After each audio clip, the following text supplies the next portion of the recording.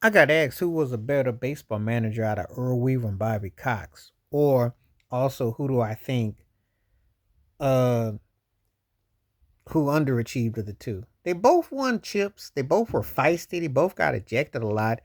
It's fairly close debate when you think about them because the Orioles were successful in the 70s. They won the title in 1970, blew that World Series in 79 to Willie Stargell and the We Are Family Pirates. That was very memorable. He was a very feisty cat.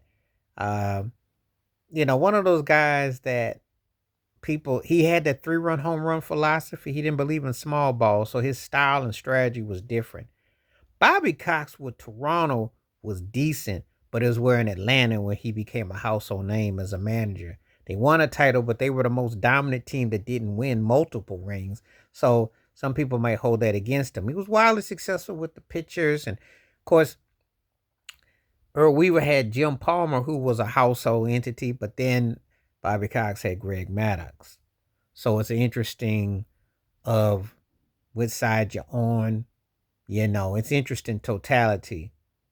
Um, Both of them left a lasting impression. And when you get into these kind of debates, you start to nitpick about who you think was better, style wise. So it's an interesting argument, I'd say, to say the least. It's hard to debate because again, they each won.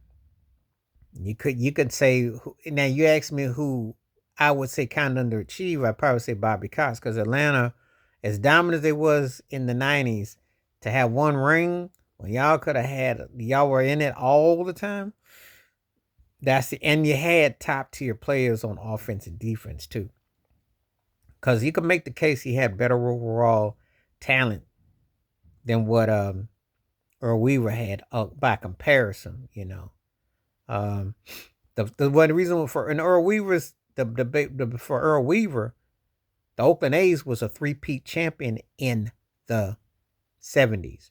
The Yankees back to back. So you had two teams that won 5 chips, and then we're not even talking about the big red machine in Cincinnati that won a couple rings. So there were dynasties. So for a manager to still pull a ring out in that era was pretty impressive. Whereas Atlanta was the dynasty, and you had to go through Atlanta to get. I remember Atlanta lost to Minnesota, they lost to Toronto, and then they beat Cleveland and they lost the Yankees twice. So you had to go through them, but they lost more than they had won in the '90s. So that was a factor with all the talent they had. So it's an interesting debate of how you want to play it. If you want to say one manager didn't get enough done, the other one, you can make a debate.